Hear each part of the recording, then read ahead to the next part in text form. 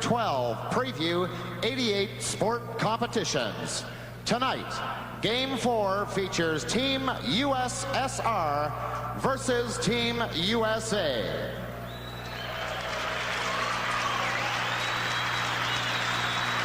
Representing Team USSR, head coach Viktor Tikhonov and assistant coaches Vladimir Yurzanov and Yuri Korolev, and the remaining members of Team USSR.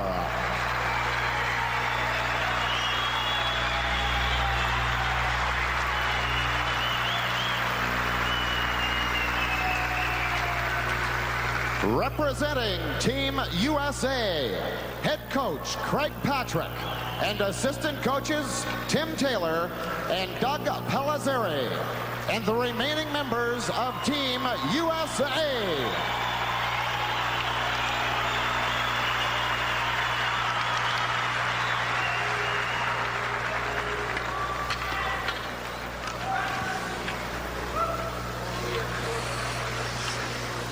And now, ladies and gentlemen, introducing tonight's official party.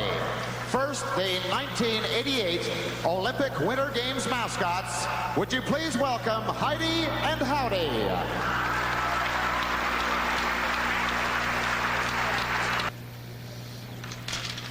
It's the United States of America against the Soviet Union from the Calgary Cup in Game 4. These teams playing their second games, and both have a win with no losses so far in this tournament. The Americans, of course, upset Canada 5-3 in game number 1, and I have to think they come into this game with everything to gain and absolutely nothing to lose as they go up against the Soviets. As you look at their coach, Craig Patrick, Dave, they should be loose and ready to play. Well, they've got to be loose, Craig. You're right. Craig's got a great job here. He's got a team that's got nothing but good things to look forward to. If they play well, there's a real credit to them. So I'm sure it's a big factor in their favor, and they're going to have to come out and play a heck of a hockey game because this is a great Soviet team. Many of these players are looking at this as an opportunity to be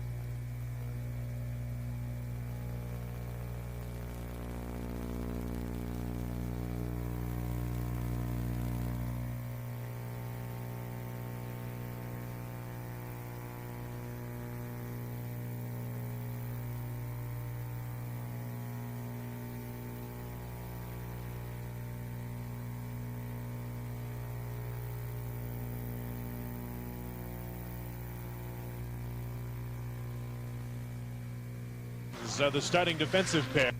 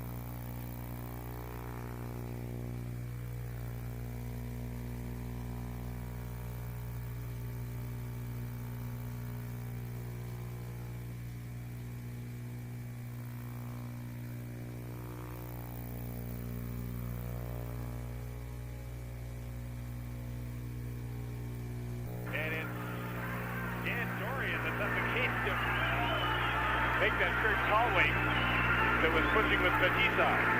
It's a mismatch right there, 5'9" against 6'2", but the U.S. is pesky, and I think they're going to be very belligerent tonight. They just got to make sure, Jim, they don't take any of those cheap penalties that don't really accomplish very much. But Dave, I think you have to, without taking penalties, you have to hit them and push them around a little bit. Make them show some respect for you. You have to make them believe you're assertive and you're going to take charge. And I agree with that, Jim. Just as long as they do it carefully and with some discipline, that's a good idea. Make them look over their shoulder.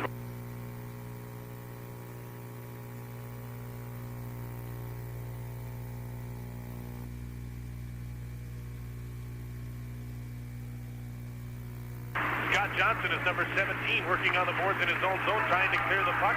He gets it to Dan Dorian. The center on this line is Todd Chanel, number 10. And the Soviets, Starikov and Stельнов, moving back and forth, and then it comes up the middle to Bykov, number 27. Over the blue line, he holds up, the drop pass, goes to the defense. Starikov's shot is just wide on the short side. Todd Chanel plays the puck around on the boards for 29-year-old Richie Dunn, who's been playing in Rochester, and the puck is moved to center. Vyacheslav Bykov plays the puck back in the point to Stельнов, number 4, intercepted. Dorian went after it. The Soviets get the puck back. Up the middle, here's Varnakov, number 19. Trucks it back, and it's shot over the net by Khomutov, number 15. Behind the net, Bykov. Checked by Dan Dorian. Dorian moves the puck up on the boards, kept in by Stельнов. The Americans take over once again. Peter Saukins trying to clear it, can't get it outside the line. Dunn has to clear the puck from in front of the net. Stельнов moving in. Richie Dunn gets the puck, but only for a second. Stельnov took a high stick up around the face. No call. From the point, Starikov's shot, kicked in front. Soviets all around the net, but they haven't had any shots on goal in this flurry in the last couple of minutes. Soviets changing on the fly. The American team is hemmed up in its own zone. Just can't get out. It's very important when they get these long shifts in their zone. Never be too proud to ice the puck or freeze the puck. If the U.S. is going to continue to try to always get a successful breakout, there'll be some problems. There are times when late in the shift you're in trouble. Just get it out. You're looking at Chris Chahaki. He was one of the doughboys, they called him in Detroit, when Mike Gillis went out and signed a number of free agents before last season. And Chris Chahaki spent most of last season in Adirondack and started the season there this year. Has most recently been called up to Detroit, but hasn't been playing because of a full groin. And he gets into the lineup tonight. He didn't play in Game 1 against Team Canada. Most of these Americans, they're in the same boat. They're fringe NHL players, just drafted, just out of college for the most part, playing in the International and American Hockey League. Once again, the U.S. showing a very patient approach here. With one guy forcing me, they've got 4 people back in the neutral zone. Holding on to the puck is Makharov, number 24 for the Soviets. Gives it to Larianov, back to Makharov to the side of the net. They tried to get too pretty. I think Makharov had an opportunity to shoot and didn't. That's correct, Jim. They often overpass. The Americans trying to make it 2-on-1. Donnelly tried to feed the puck into the middle for Chahaki, and it was broken up by Fetisov, who caught his man. Kazanov. Alexei Kazanov up the middle to Makharov. He just deflects it to Larianov, to Krutov. Back into the middle for Larianov, and broken up by Mike First, number 3 on the American defense. The Americans have Hall, Nicoletti, and Turcotte back out as their forward line now. Nicoletti tips the puck to number 11, Alfie Turcotte. And the play is called as the puck was gloved ahead, I believe. It was 14-22, and there was a penalty coming up, and it'll be against Makharov for high sticking. That's the call from Don Gaudet. Brett Hull took him out along the boards, and Makharov got a stick up there. And I think they're both going to go for roughing here, or high sticking. Brett Hull and Makharov, Sergei Makharov. He's a tough little guy. Makharov and Krutov, are not big people, Jim, but you rough them up and they'll come right back at you. They're not afraid to play an aggressive game, and this kind of play, when you get tough with them, doesn't bother them a bit. We apologize to you at home that are experiencing audio troubles. It's not your set. We are experiencing some troubles in our transmission from Calgary. The fellas are working on it. We'll have it fixed up in no time. Coincidental minor penalties. Don't forget this is international hockey, so they're playing 5 aside, including the goaltenders. Peter Saukins is number 28 for the Americans, trying to move the puck up. There's an awful lot of room out of that ice surface now. Jim, against this team, you want to avoid the 4-on-4 because in 4-on-4, the real skilled players can stand out now, and you're forced to play better one-on-one hockey, and if it doesn't work out, you can really get some mismatches occurring on the ice surface. Soviets forwards are Semёnov and Svetlov. Tatarinovs is the defenseman, number 6, carrying the puck out with Первухин. That's the 4 Soviet skaters as they circle in the American zone. Tatarinovs with a shot, and he has probably got the best shot from the point on the Soviet team, but he didn't show it there. Dom Campanelli out on defense with Richie Dunn. The Americans change their forward unit. Mike Donnelly comes out, and he'll be joined by Jeff Rolacek. Soviets go for a skate. 4-on-4, Jim, they're very patient. They'll build up, regroup, get speed, attack the line, hit the line with lots of speed, and that's when things happen. They like to take the puck deep and work it back to the point for those point shots. Yuri Khmylev and Sergei Pryakin are the forwards for the Soviets now as Dom Campanelli fires one in on the goaltender Beloshakin. Haven't had many shots on goal in this game. In fact, that's only the 4th one, 2 apiece. Carrying the puck is number 3, Alexei Gusarov for the Soviets. He saw limited action in their last game as their 6th defenseman, 7th defenseman actually. There's a steal in front. The shot, they score! Khmylev, they didn't shoot it hard, but he beat Daskalakis after a mistake in front.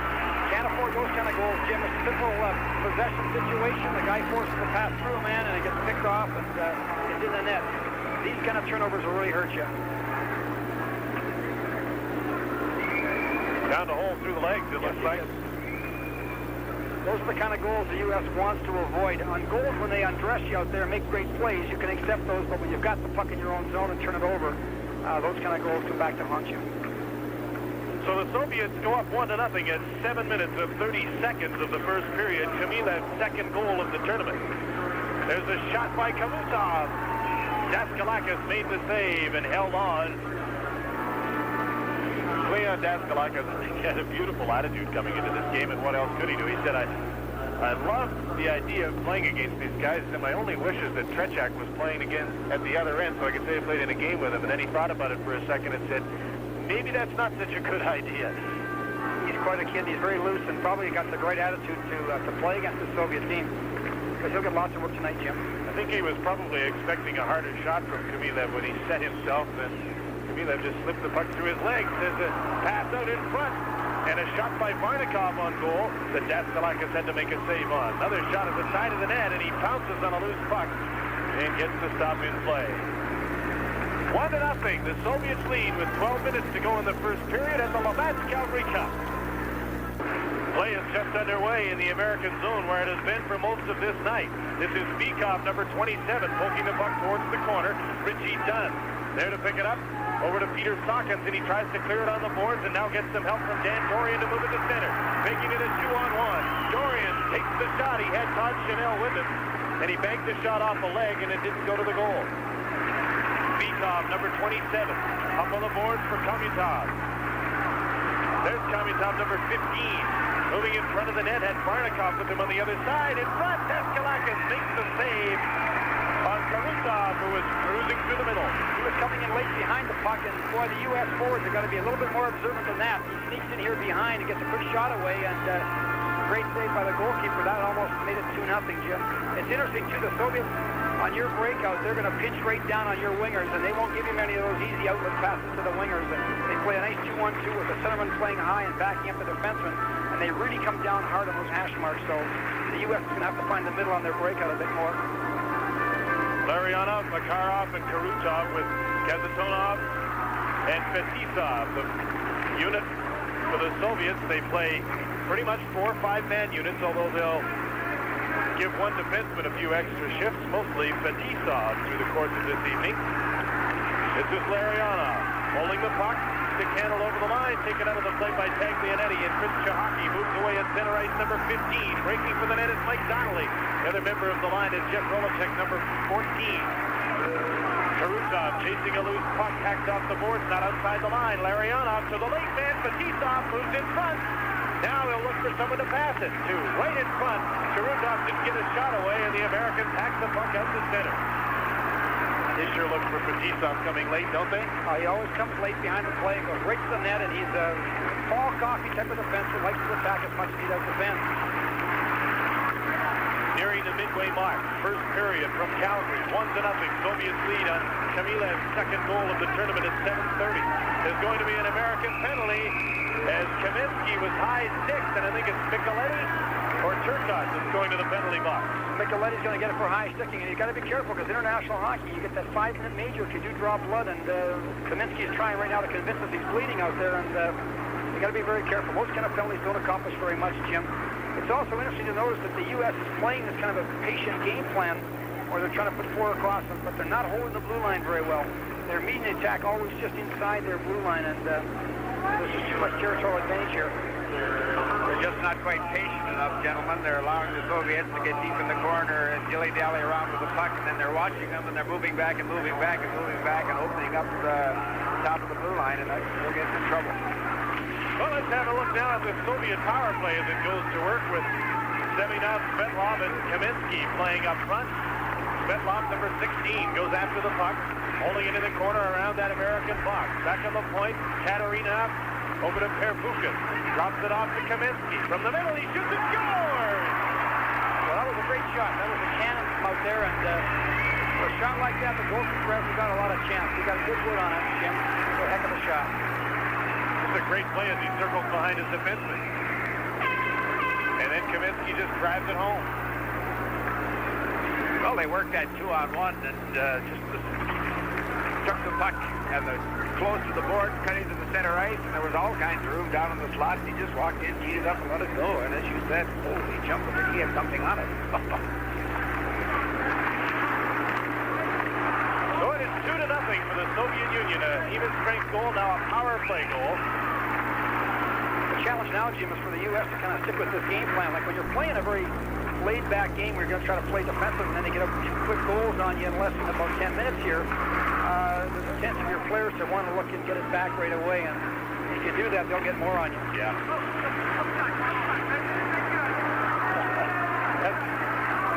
Kurt Galway's been pushed at Nemchinov. Galway, number 19, playing on this forward line with Ernie Vargas, number 21 on the left side, and big Max Bittendorf, who comes from the Quebec Nordiques organization at 6'4" and 195 pounds, playing the right wing. He's the biggest man on the ice. Racing after the puck is Nemchinov, number 21, right in front. Shoots it. Daskalakis made the save, though he was down. The shot by Kazantonov is blocked, and Daskalakis holds on and gets the face-off. The U.S. has got to respect this outside speed.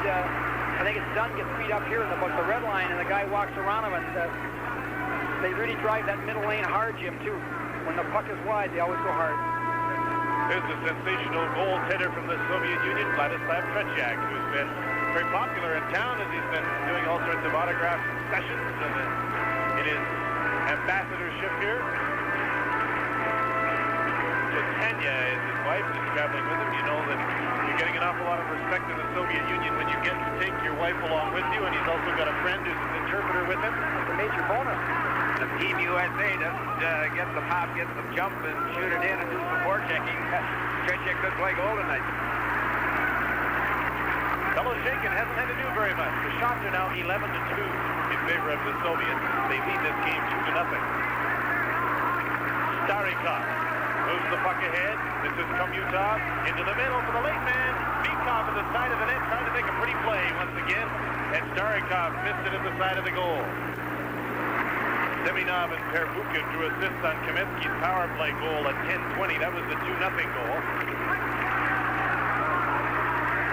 Vardakov, number 19, passes the puck to Bykov at the side of the net, turn to try and get control, and it's cleared by the Americans to center and down the ice. The Americans and the Soviets now change on the fly with 8:15 to play in the first period. Rolacek comes off the bench with Mike Donnelly, just went head over heels over his man Khomutov. And this is Chris Chahaki, number 15, in behind the net for Jeff Rolacek. Sends it out front, cleared away by the Soviets from the point. Sean Cronin, number 5, tipped in front, just wide. Chahaki got a piece of that. Mike Birch on the other side, trying to keep the puck in. Good thing he got a piece of it, or Krutov would have been away to the races. There's an offside pass, and the play is called. Hockey's a very exciting player, Jim. He played at Michigan Tech University, and he's got lots of speed, and he's an offensive player more than he's a defensive player. And he's a buzzsaw. A guy who gets in there and forechecks hard, and if they let him go a little bit, he can be effective. Once again, we'd like to apologize to our viewers for the audio problems we are experiencing. They originate with our mobile unit. We are trying to fix them up and clear up this sound as soon as we can. 2-0. The Soviets are leading Team USA 7:40 to play in period number 1 for the Calgary Cup. This is game number 4. The two unbeaten teams. The Soviet Union had a 4-0 win over the Czechoslovakians. The Americans had a 5-3 win over Team Canada on night number 1. Jim, the Soviets have figured it out now. They can see the U.S. is going to hang back and not forecheck, and so they're going to build up and get them standing still, meet them with some speed, and look for some breakaways to occur here. Because they're going to build up now and regroup a lot, because the U.S. is standing still in that neutral zone, and you watch the speed come up now.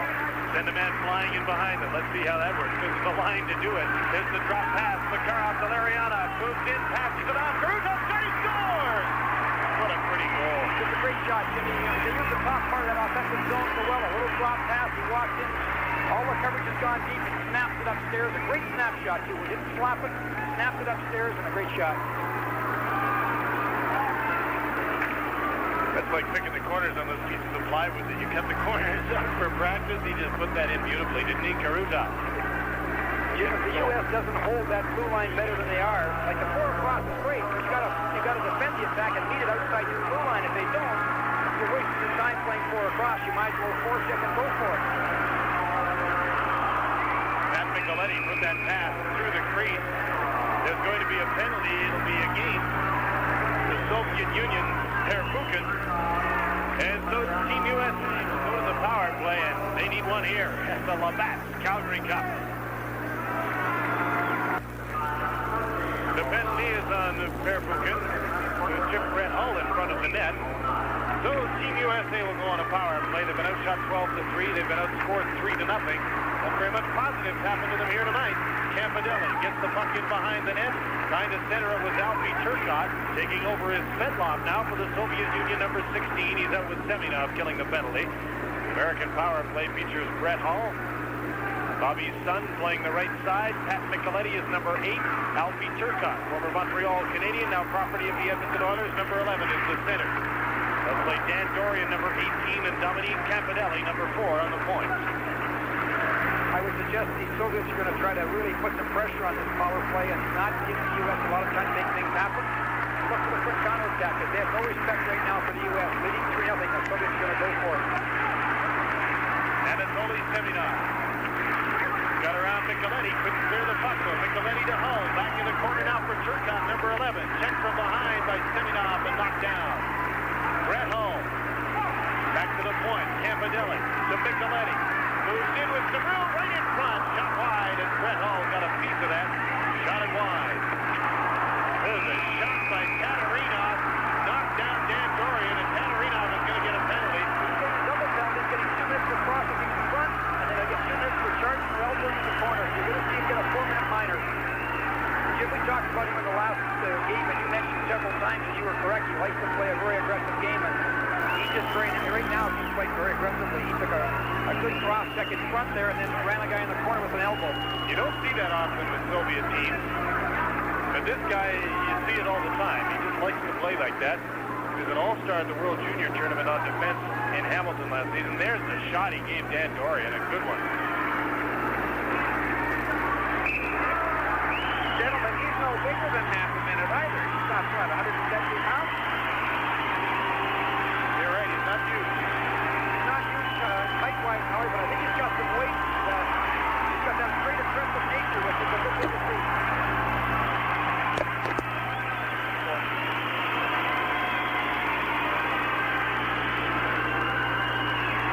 There's the call on Tatarinos. This is a great opportunity for the Americans to get themselves back into this game. There's a great chance. They get 4 minutes now, and they still got 48 seconds to go on the first liner, so they're going to have a chance to put themselves back in the hockey game, and it's a key time for them right now. There's Evgeny Beloshakin, who has only faced 4 shots from the Americans, but they get a few here. Soviets send out the defensive pair of Fetisov and Kazantonov. along with number 24, Makarov, to kill this penalty. Max Fitzdorf, Kurt Galway, Ernie Vargas up front on this American power play. Peter Taglianetti, number 6 on the point with the captain of the team, number 2, Richie Dunn. Taglianetti gets the puck around Fetisov and dumps it in after it on the fly. Vargas couldn't center it for Kurt Galway from the point. Taglianetti moves it into the corner. 20 seconds left in the first penalty to Первухин. 3-0 Soviets lead. Fetisov couldn't clear the puck. Chipper's got 2 men short. He's got 3 guys behind the ice line. The Soviets are very, very aggressive when they kill penalties. Even 2 men short here, they're jumping and putting lots of pressure on, and again, not showing a lot of respect for the USA and their skills. Well, when they were fighting the zone in behind the net, between the puck carrier, it would have had to go through 3 of their players before they got it out in front. That's the key there. You're right, Dave. That's just unbelievable. That 2 men short, and 3 of them are in behind the goal line. That was Ernie Vargas pushing at Fetisov, Dave. Yeah, they just can't keep, they're getting a little belligerent here now, and they got to keep their nose clean. They got a power play, not to spoil it with taking a minor penalty now. They've got a chance to make some things happen and keep their cool. We're talking about the power play there, Jim. They seem to shut all the passing lanes off. You know, they jump and overplay, and if you don't find the seam to pass it through, it's not there. It's very impressive. Americans win the draw. Richie Dunn takes the shot. Wide of the short side. Taglianetti is number 6 on the other side. Screen shot. Fed it into the side of the net. Jeff Wolochek couldn't tip it. Cleared down the ice by Starikov.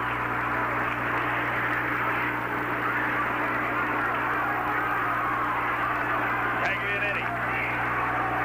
Feed Dunn. Первухin's penalty is over. The Soviets are still 1 man short, though. 2:55 left in the double minor against Mikhail Tatarinovich.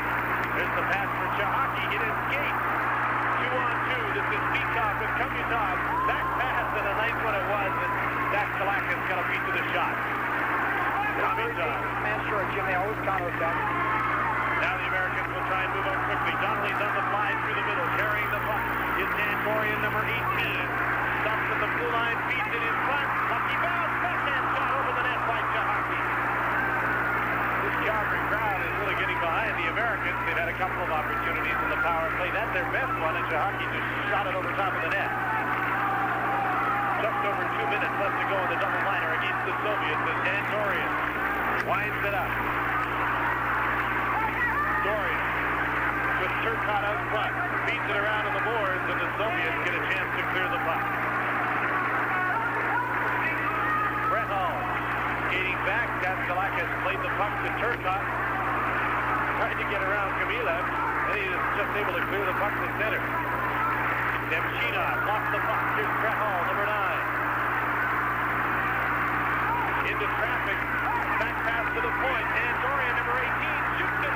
Belошейkin the save. The rebound. And Belошейkin is on top of it. Some more pushing in front. Why am I not surprised that Belошейkin made the save? They've got to put those chances in. You're not going to get a lot of those good ones. And they got 2 chances. So they got the shot in on net, and they got the rebound. And neither one went in, and they've got to make sure they cash in here.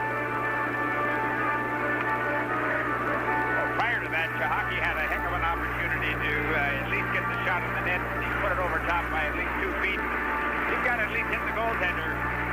And 3 odds, well, they got a 2-man advantage and they're shooting from the point. That's not very imaginative, Dave.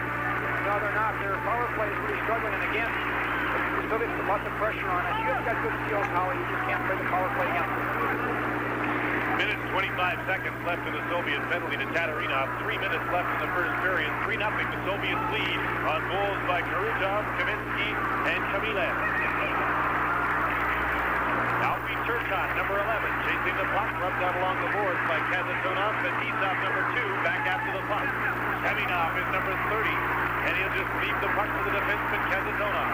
He's really a steadying influence out there, playing with the great Fetисov who likes the rush. I think Kazantonov is underrated because of it. He always stays at home, and there's an example of it. The other guy's up the ice, and look who's back to get the puck. That's a really good point. Kazantonov is very steady. He's kind of the backup guy. Let Fettisov play his imaginative high-risk game, and they're a great combination. The pass up the middle taken by Peter Taglianetti. Fires it on the net, and Belошейkin directs the puck into the crowd with 33 seconds left in the Soviet penalty and just 2:12 left in the first period. There's Peter Taglianetti, a draft pick of the Winnipeg Jets, who's been playing most recently with Sherbrooke in the American Hockey League. Peter's out of Providence College, makes his home in Farmington, Massachusetts. Must be a great experience for a guy like that to get a kind of a chance to play in a tournament like this. So different style of hockey can do nothing but make him a better player. Mike Hirsch now moves the puck ahead, but Kurt Calway couldn't get a hold of it. Calway, along with Max Middendorf and Ernie Vargas, the forwards for the Americans right now, with Hirsch and Cronin on defense. And these two played together in Chicago, Illinois, in university hockey last year as a defensive pair. They're also a defensive pair this year at Salt Lake City of the International League. There was some method in bringing those two as they play together along. The penalty is over to Tatarinovich. The Soviets back at full and even strength with a minute and a half to go in the first period. Mike Hirsch, number 3, trips up with Kurt Calway. Now here's the 2-on-1. It's Makarov with Lariionov. There's the pass, and he tried to flick it back to Makarov at the side of the net, and they didn't finish that one off. Good soul, but Monica. Beloshakin out of the net. And he'll get the boost here, but as Dave pointed out a couple of nights ago, that's perfectly legal in international hockey for Beloshakin to cover that puck outside of his net. Well, the U.S. can't afford to get up those 2-on-1s when you're down 3-0. They get another 2-on-1 on you. They're just so fortunate to have 4-0. And they've got to make sure they don't give those numerical advantages. Coming down the ice, it's Makarov on the forehand. Nice little flip pass over. And Larianov just gets the handle on it, but just shoots it a little wide. That's one of the advantages of playing the off wing. When he's got the puck on his forehand, he can take the shot or he can pass it. That's pretty effective hockey. During the last minute of play in the first period, and once again, we apologize for the audio difficulties we are experiencing from Calgary. We're working on it, trying to fix them up as soon as possible. Last minute of play in this period. Dan Dorian couldn't quite handle that pass. Checked in the corner by Fetisov. Make that Starikov, number 12, not number 2. Here's Dan Dorian trying to center for Todd Chanel, who's out in front. The Soviets take over. Kamyatov, number 15. The drop pass gets through to Bykov.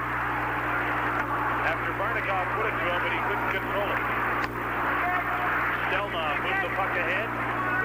Kamyatov, number 15. Feeds it into the rushing defenseman Starikov, who came late, but he couldn't do anything with it in front. And Todd Chanel cleared it, not out. Back at the point to Starikov, number 12. Shot a rolling puck, and it was blocked by Leon Daskalakis. I think these American boys might feel a little dizzy when they go to the dressing room after this first period. They've never played against a team like this. As the horn sounds to end the first period, 3-0 Soviets.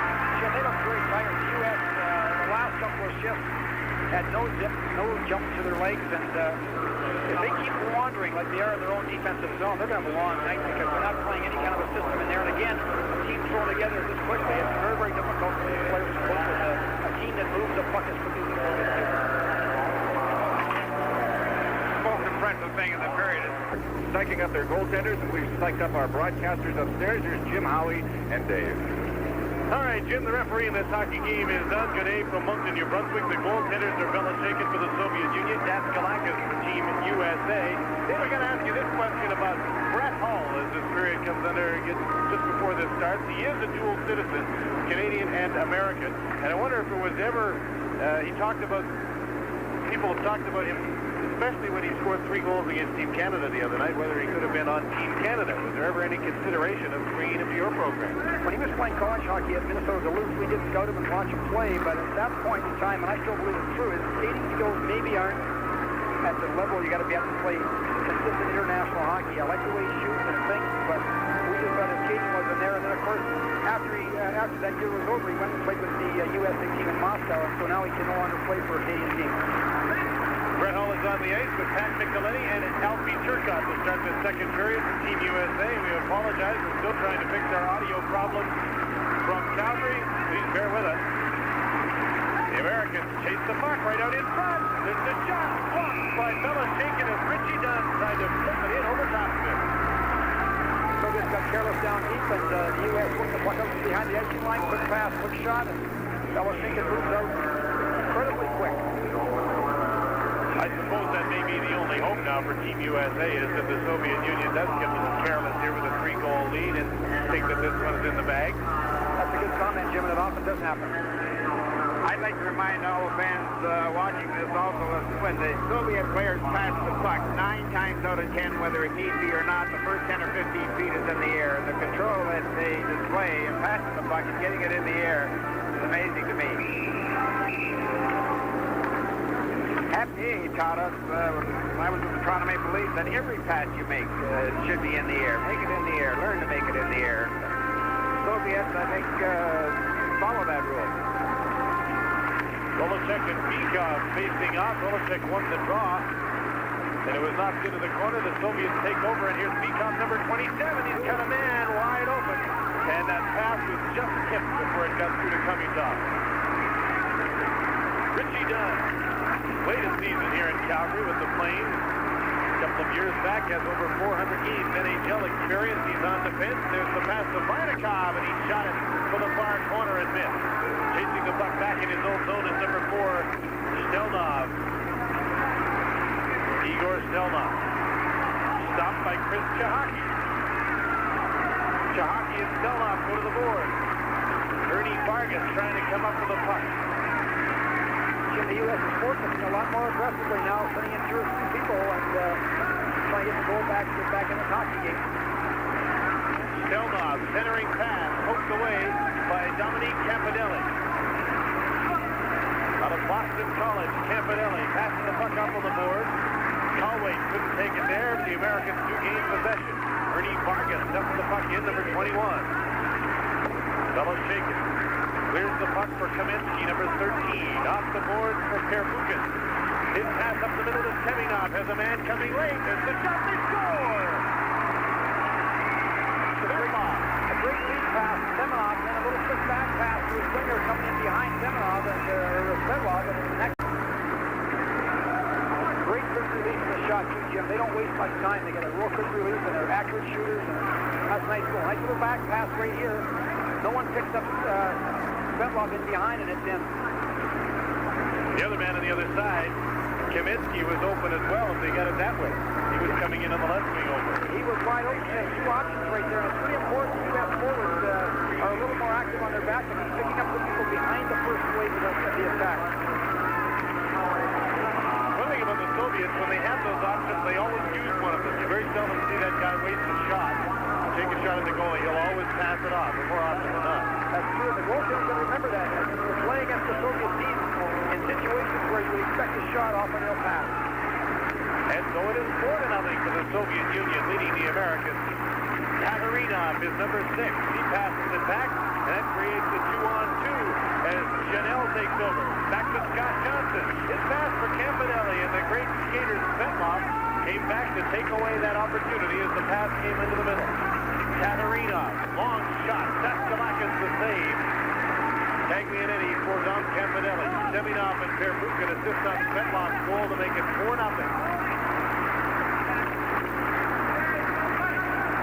Campanelli, originally drafted by the Toronto Maple Leafs, ahead for Todd Chanel. Back for Campanelli as the Americans try and move up. The shot's on goal. By now 19-9, and it's 5-0 as the turnover costs the Americans again. Well, once again, Jim, Campanelli makes a very foolish pass right across the zone. It's picked off. It's in the net so quickly it's all over.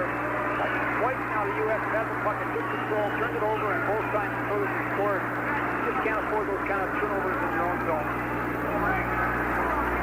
Looks like at the start of the second period that the Americans came out with some stiffness and forechecking, but a couple of mistakes and a good Soviet play, and it's now 5-0. Pryakin, number 14, got the goal. Sergei Pryakin from the wings of the Soviets to make it 5-0 USSR. Svetlov plays the puck back to Gusarov, number 3 on the Soviet defense, in behind his goal. Long pass up the middle. Kamilov, number 8, with a long shot wide of the net. Bounces into the hands of Daskalakis, and he'll hold on.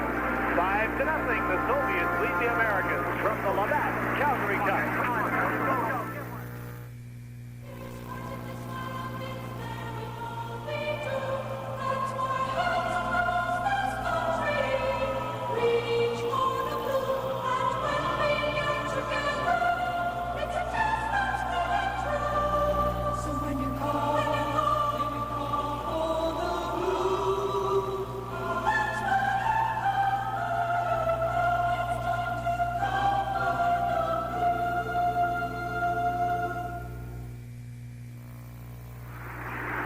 just underway. And there's Larionov with a shot. Daskalakis makes a pair of saves on the original and the rebound. Now he can't find the puck. It's loose at the side of the net. The Soviets Makarov trying to center it. The Americans take over, and Jeff Rolacek shot the puck to center. 5-0. USSR leading. This international hockey game on TSN. I'm Jim Houston with Howie Meeker, Jim Van Horn, and our special guest, Dave King, the coach and general manager of Team Canada. Here's Mike Donnelly, number 12, with a shot deflected by Kazatolov into the stands for the stop and play. Jim, it's the kind of game the Soviets really like. They're going to get lots of room to regroup now and build up and come back at you. And they're going to pass the puck 8 or 10 times in a matter of about 2 or 3 seconds. And the U.S. has got to maintain a bit more assertive posture right now. They're laying back too much. Saving grace for you at home, and that's you that are watching this. And I can sympathize with the Americans that are in big trouble in this game, but it certainly is fun to watch this Soviet machine as it gets worked up and moving the puck around. Any fan who appreciates skills, you know, you're going to see a lot of good skills tonight. There's a shot for Beloshakin to handle. I was a little surprised that Beloshakin started tonight. I thought this might be an opportunity for Kikinoff to go to Mylnikov, the other goaltender. I agree with that, Jim. I was surprised, too. I thought they would start Mylnikov and give Beloshakin a night off, but I guess he's playing so well, they want to go with him all the time. This is Khmutov dancing into the American zone. Number 15, back to the point. There's the shot. Blocked by Daskalakis. That shot from Starikov, number 12 at the point. Jim, I like your term dancing. That's exactly what he did. Great balance there. Just a check and avoided it. And, great quickness. Pass back to the point. Max Bitzdorf breaks it up. Youngest player on Team USA. Dumps the puck in. Beloshakin clears it blindly, and Vargas was there to take it off the boards for Team USA. John Cronin came in and threw a hit, but the Soviets still have the puck. Starikov to center. This is Vardakov, number 19, carrying the puck in over the line. There's the Americans backed up, more across the line one more time. Semyonov checks to the line, and the Americans will come up with the puck. Kurt Kalwake with the shot off the board. Mike First moves up to keep it in on the right wing. Scott Johnson came in and threw the hit that knocked his man down. And there's going to be a penalty on the play, and it'll be against Team USA. Scott Johnson, I believe, will go for the hit that he threw in the corner. Took a pretty good run there, and he's going to get called for charging or boarding, and that didn't really help very much. And Jim, it's interesting, the U.S. Attack right now, they're getting just shots, they're long shots, wide shots, nothing really to it. And, if they don't get more penetration on their attack, they aren't going to find very much here tonight.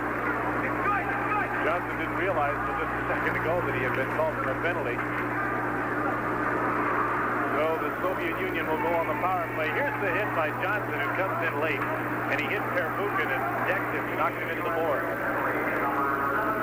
Sure, it was satisfying at the time. Yeah, of course, put your man short, and that's going to be tough right now. These Soviets are wound up, and they're really, when they get going like this, they start to really move that puck, and they kind of enjoy it. It's a little bit of practice for them, and they're puck handling, and they're passing, and they can be devastating. 5-0 they lead. The time of the penalty is 5:22.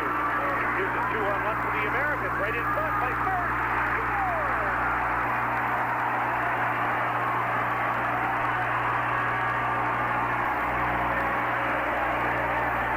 Soviet defense kind of goes complete barrel. Loose lock, a little bit of depth, 2-on-1, nice little play across. First is deflected between his legs, and it's the U.S. with their first goal, man short. There's a look at it from up top. Dan Dorian to Mike First. Got a second little poke at it between the legs of Evgeny Beloshakin. That ends a streak of over 200 minutes of shutout goal for Beloshakin going back to the Izvestia. 5-1. The Americans' 10th shot goes in. The Soviets, however, still have a man advantage as they carry the puck in. Pryakin drops it to the point, Gusarov to the other side. Starikov's shot was blocked in front. Pryakin. Khmyľov. He gets it back from Starikov. Now here's Starikov, number 12. Makes the shot and gives it to Gusarov. Into the middle, Khmyľov. Look at these guys passing around. Khmyľov in the middle. Can't get the shot away. Gets it again. And he scores. They made about, I'd say, 10 or 11, 12 passes in quick succession there.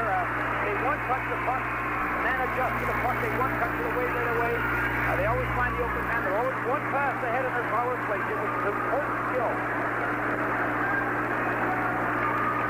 They must have made 9 passes, every one of them right on the stick, every one to the open man, and every one improved the position of the puck in relationship to the goaltender in the net. Stuck players to them, had them turning around, had them jumping, doing the two-step, looking at the ceiling, looking at the ice. Just amazing puck control. You know, Hollywood, as well as the puck control, too, the idea is being one pass ahead. When you get the puck, you're always looking one pass ahead. They're always one play ahead on you. They're excellent people, and the credit to their skills, they can have their head up and be looking one play ahead all the time. There's not many players that play against them that can anticipate that either. No, Jim. Very tough to do. Again, the puck travels faster than you can move. Classic example. 6-1, Soviet lead. Krutov, number 9, centering pass, poked away from Larionov, and there's going to be a penalty against the Americans for slashing. Krutov was slashed as he went around the net, and Peter Sawkins is going to the penalty box, and the Americans are starting to show the frustration of trailing 6-1. Jim, you can self-destruct taking penalties like this. You can't afford it.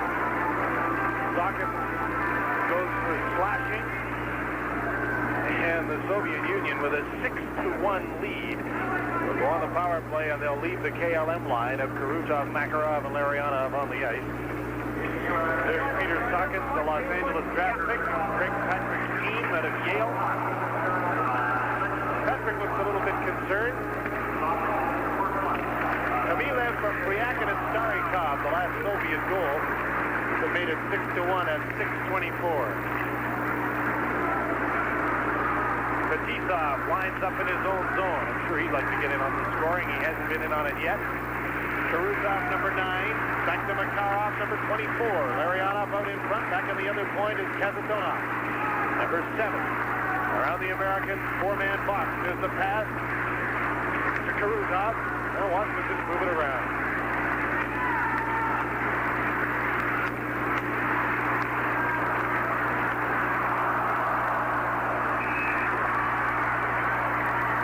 Well, it's another one. Again, looks like they got another one. They're right under that. Loose puck, didn't smother it. Looked like he had it as they played tic-tac-toe with it again and just moved the puck around beautifully before they put it into the net. Oh, they're great players. This line loves the power play, too, and they do a lot of their great power play work. Look at the one-touch passes here. Here's the puck, and it gets under him right there, and it comes loose under his goal pad, and now it's tapped in behind him. That one should have been stopped by Cleon. He was down on top of it. He should have had the puck. He had it smothered and popped it. I believe off the top of the show, we said, folks, you're going to see one of the greatest power plays in the world, and the last 2 goals the Soviets scored. Just are picture perfect. They're classics in puck handling and anticipation, and as Dave said, they're one move ahead. As the puck is coming to them, they realize the open man on their team has touched their stick and it's gone to them. They don't receive the pass, then look for the pass receiver. It's their 3rd power play goal of the night, and it is Makarov that got the power play goal. 7-1, the Soviets lead. Here's Bykov, number 27, for Semak in his first shift of the night. Alexander Semak, the 20-year-old, who hasn't been used yet this evening, but everybody will get a chance to play now as Kurt Conway takes the shot that's deflected into the stands. The shot's on goal at 24-10 for the Soviets, a 7-1 lead. There's Kurt Conway, who's been playing in the International Hockey League with Flint, and the way things are going tonight, he might wish he was playing in the eye this evening. It has not been the kind of night the Americans thought it would be. No, I think they were hoping that their strategy of being very patient was going to pay off, but now they're behind the 8 ball. Now they're all thinking about is let's keep the score under 10. I know the feeling from previous experiences against this team, and it's not a good feeling against your team. There's Semak with a pass into the middle, intercepted. And Kurt Conway, number 19, moves back the other way. Conway steered into the boards by Starikov. And there'll be a penalty called behind the play. I think Don Gadet's going to help the U.S. out a little bit here. I don't think it was really a penalty, but he's going to make it 5-on-4 and give the U.S. a chance to get on the score sheet again. High sticking is the call against Starikov. The last goal for the USSR was scored by Makar, Fetisov, and Larianov assisted on the power play at 7:35. They get goals a minute and a second apart as Starikov goes to the penalty box for high sticking. Starikov's a real steady hockey player. You know, he plays with the Red Army team all year long, and he's considered to be a real steady kind of a guy. Not a great offensive player, but always the kind of guy you can count on. He's played now for the national team for 4 or 5 years, and he's an excellent player one-on-one defensively. You just don't beat him. The Americans to the power play. They have Alfie Turcotte out with Brett Hull and Pat Micheletti. Pat Micheletti is the brother of Joel, who is the defenseman in the NHL, mostly with St. Louis. And an icing call against the USA. There's Mikhail Tatarinovich, number 6 for the Soviets, the 20-year-old who likes to play rough and tough. Uses a stick a lot, too, this guy. Jim, I'm not sure who drafted this fellow in the National Hockey, but certainly drafted him last year. He's the type of player, if you ever get him out of there, he'd be a great player in the National Hockey League. Washington Capitals drafted him. Chances are pretty slim to go from Moscow to Washington. Long ways apart.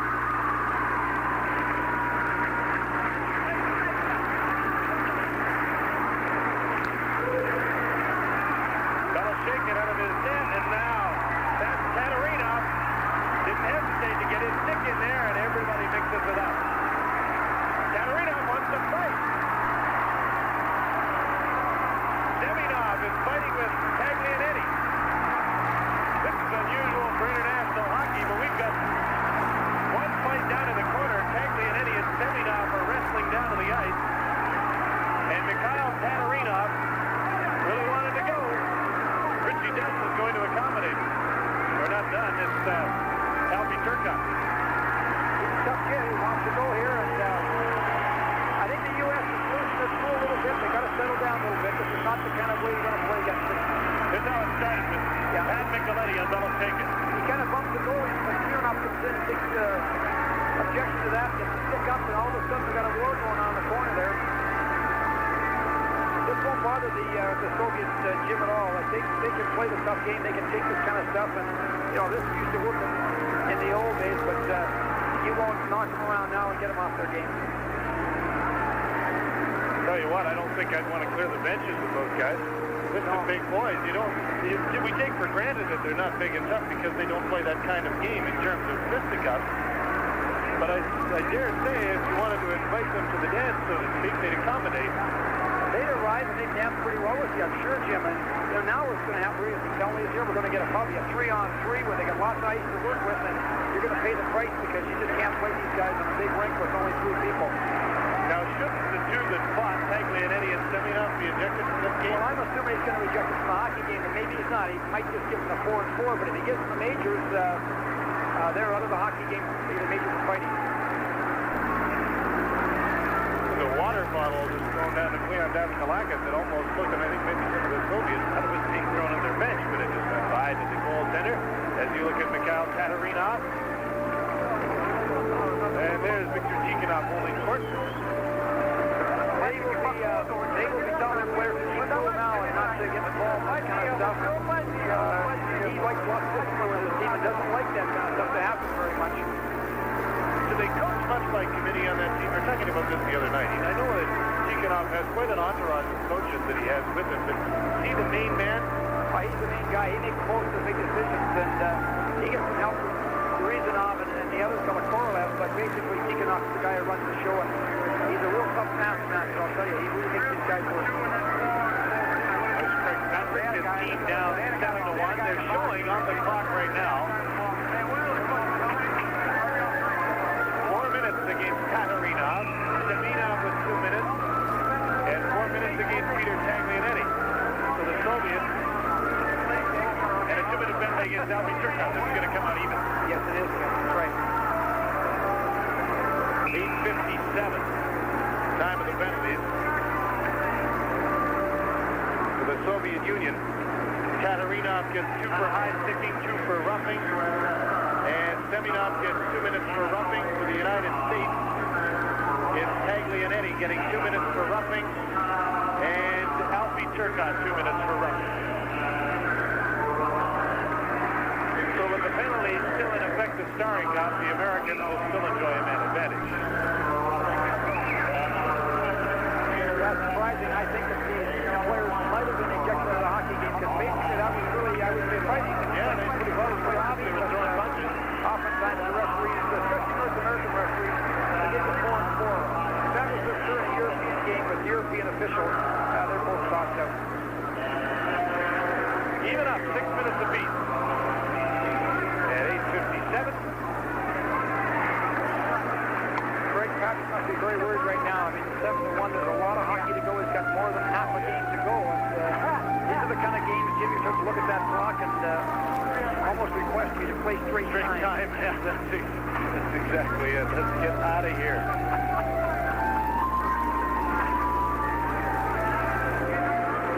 They'll play 3 against 3. This is not a lot of fun playing 3 against these guys. If you ever get a mismatch on the ice, you have a lot of problems. Look at the guys. Makarov, Fetisov, Kazanov, and here's Makarov going up the middle. Richie Dunn's got to stay with him and did. Kazanov drops it off from Makarov. There's the other guy, Fetisov on the other side. Back into the middle, Makarov on his backhand right in front. Stopped by Leon Daskalakis. From the point, Fetisov shoots it. Blocked. Kazanov. Back to Fetisov. Knocked away. Gives a chance for a breakaway, but he won't escape Kazanov. Brett Hall shoots. Blasted wide. You can see right there that Brett Hall's got the big shot, but he had really good set of wheels before he got a chance, a better chance to score than that. Peter Sackis moves up, dumps the puck into the corner. Fetisov gets the pass from center. Soviets change on the fly. There's a pass knocked down by Sean Cronin. He sends it back to the point. Nobody there. Mike Hirsch has to back up the center to take over. Michelini knocked down and went down outside the line with Stельнов. Hirsch has the puck. Coming late with Sean Cronin, but the Soviets take over. Here's a 2-on-1. Kazanov and Makarov. Back is Mike Hirsch. Kazanov back in front, in the air, and then went through the crease and wide. So a classic example of the Soviets overpassing the puck and getting a little advantage. Dan Dorian on his own. Off the skate of Beloshakin, and it goes the length of the ice. I sometimes think if they would just go on those 2-on-1s and just shoot the puck, they probably score 20 goals a game sometimes, but they overpass the puck in, get really fancy. Every goal's got to be a masterpiece, and fortunately for the USA, that was the case in that last 2-on-1. 7-1 with 9 minutes to play. The Americans 5-on-5. The coincidental penalties to Cherkov and Starikov have now expired. They're out of the penalty box, and the Americans will go back on a power play in 1 minute and 49 seconds when Taglianetti gets back. Dominique Campanelli was originally drafted by the Toronto Maple Leafs, traded to the Montreal Canadiens, and now belongs in the Philadelphia Flyers organization and has been playing in Hershey. Like most of the players on this team, he is 22 years old. Most of them are 22 and 23. Yeah, this tempo of hockey too would be very, very quick compared to where he's playing in the American Hockey League. And it's interesting to watch the U.S. now. They're under real short shift hockey because they're not, the kids aren't used to playing this pace. They look very, very tired. They just can't afford to get caught late in the shift in their own zone. Running out of gas. And it's hard to find that extra bit of energy when you're down 7-1. Here's Gusarov, number 3. Into the middle, Nemchinov to Kamila. His shot was blocked. Back out front, Starikov's shot is blocked. Soviets pass it around, and the teams are playing 5-a-side. Minute 19 seconds to go in the penalty to Taglianetti, and then the Americans will go back on a power play for just over a minute. Richie Dunn with a long shot wide of the net. Gusarov back to pick it up. In a sense where the U.S. is really no attack here. Most of their shots are from the peripheral areas, and there's not much penetration. Kamilev handling the puck, lost it, and here's Chris Chahaki. Can't get by his check. Starikov hacks the puck, but he doesn't get it outside the line, and now he gets another opportunity to pass it over to his defensive partner, Gusarov. Alexei Gusarov, a 22-year-old who plays for the Red Army, dumps the puck in. Peter Sackis takes over. 30 seconds until the Americans go back on the power play. Scott Johnson. There's Alfie a shot, or a chance to shoot, he couldn't get it away. The back pass and the shot over top of the net from Fetisov as Semёnov set him up. Back the other way come the United States team. Alfie Chertoff with Scott Johnson. Chertoff's pass into the late man, which he does, pops it off, and the Soviets were unable to pounce on that puck. Game just outside the line, and they would have been away. If any time on those 3-on-2s, your defensemen back in to see what they do, they can take the space in front with a series of a couple of drop passes, and they get some great scoring chances. Sergei Svetlav, number 16, is the man holding the puck on a string right now. Then Fetисov is knocked outside of the blue line. Kazatona to Semionov. Soviets changing on the fly once again. Here's Fetisov. 28-year-old captain of Red Army and captain of the national team. Knocked down, and Krutov takes over, shooting the puck to center. Americans are on a power play. Taglianetti has served his penalty, so for 50 seconds, Tatarinovs sits out, and the Americans have a man advantage, down by 6. Carrying the puck through center is Dan Dorian. Gets it again in front, and he's tripped up for the Soviets to get another penalty. Good job there by the U.S. One of the first times in the attack, the puck was wide, they got that penetration in the middle lane, and Soviet checker was forced to strip the man to haul him down and not let him get that loose pass coming across the middle. And again, they get the penetration, the U.S. is getting some chances. Kazatona goes to the penalty box for upsetting Dan Dorian, who made sure when he was hooked from behind, I think, that the referee saw it. I think he made a pretty good swan dive, and we'll see on the replay, but I think he was hooked. He passes off, and he drives that middle lane, and they just reach out there and hook him, and a nice little dive, so they add a little bit to it, but a good job, good penetration on that rush. That's a good thing. So the American team is with a 2-man advantage right now. 28 seconds left in the penalty to Tatarinovs, and now Kazatonov is gone. 5 skaters against 3. Dominique Campanella go off each shot. He's up front along with Pat Nicoletti and Brett Hull. Soviet Nemchinov along with Stельнов and Starikov killing the penalty. Dan Dorian playing the point with Campanelli. Campanelli tried to pass it across the ice. He was deflected outside by Bykov. Danny Dorian, number 18, has been very effective for the U.S. He's probably been their most effective player. The reason is he played some international hockey. He played in Prague a couple of years ago at the World Championships, and that experience, you can see it in him. He plays pretty well out here. Dan Dorian is a first-team All-American out of Western Michigan, drafted by the New Jersey Devils, and he's on the ice for this power play. Kurt Tallwaite was number 19 and got the puck back on the point to Peter Taglianetti. Back to Tallwaite. Vargas is working in front. One penalty is over as Richie does shoot. Beloshakin with cat-like reflexes slipped it up in his blocker to make that save. Taglianetti in front. Blocked. And here's Kamailev for the Soviet Union. Number 8, Kamila spins. Tries to find Nemchinov. Now he finds the late man Fetисov it is. I make that Первухин, but his play was broken up. 26 seconds left in the Soviet penalty. The shot from Mittendorf is deflected wide, and Kamila sends the puck to center. 4.5 minutes left in the second period. Calgary, the Soviets lead 7-1. It's interesting to see that the U.S. attack is all carrying the puck. Very few passes up the ice. Very few of those quick lead passes. So the Soviets great lead pass the puck very quickly. Some of that you can attribute, I'm sure, to not being together as a team. They just haven't worked as a team before. Very true. The team had its first practice 24 hours before its first game. Soviets are back at full and even strength as the penalty has been served to Kazatonov. Taglianetti clears the puck in his own zone to Kurt Tallwaite.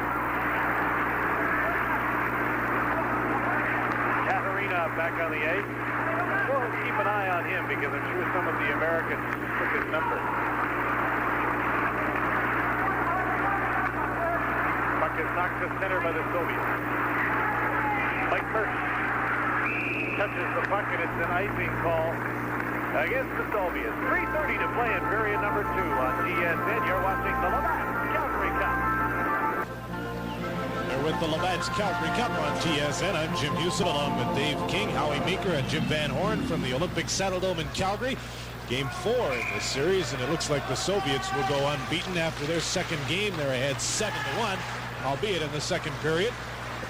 But certainly in control of this game. They've outshot the Americans 26-13. Here's Makarov with a great play through the middle to Krutov, and Deskalakis made the save. What great speed they showed. That play starts back in the right back in the defensive zone. Makarov and Krutov exchange sides to build speed. They come up the wing with lots of speed. They drive that middle lane hard. Great fake on the outside. He walks around the corner like he was just standing still. They cross here, build speed. He comes up the wing here and gives us a real nice little outside fake, and then steps inside here on the defender right there. Whoa. The middle lane's been driven by Krutov right there. Great chance.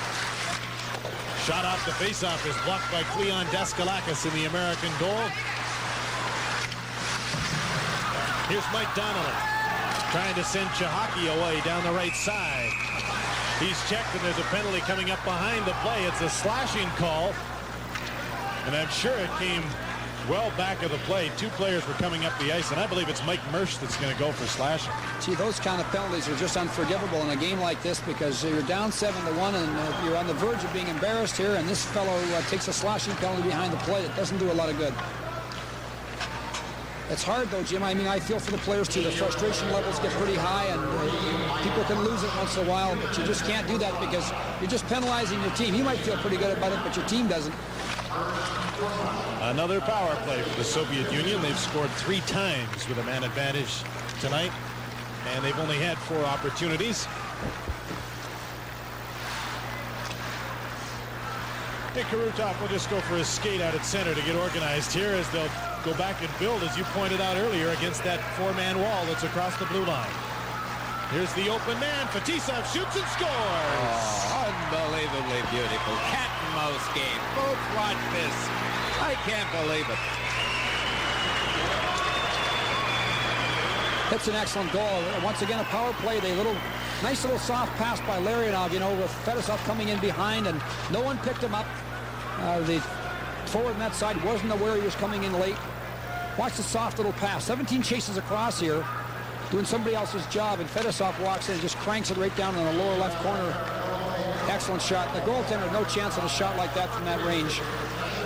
4 for 5 on the power play, and there's that silly slashing penalty behind the play that comes back to haunt Team USA, and they're down 8-1. Now here's a chance. Todd Chanel breaks in all alone. Beloshakin makes the save.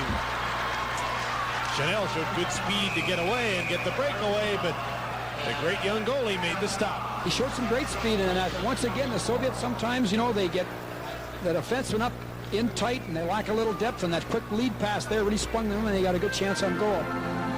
There'll be a penalty on the play of Pryakin for high sticking. So the Americans will get another opportunity on the power play.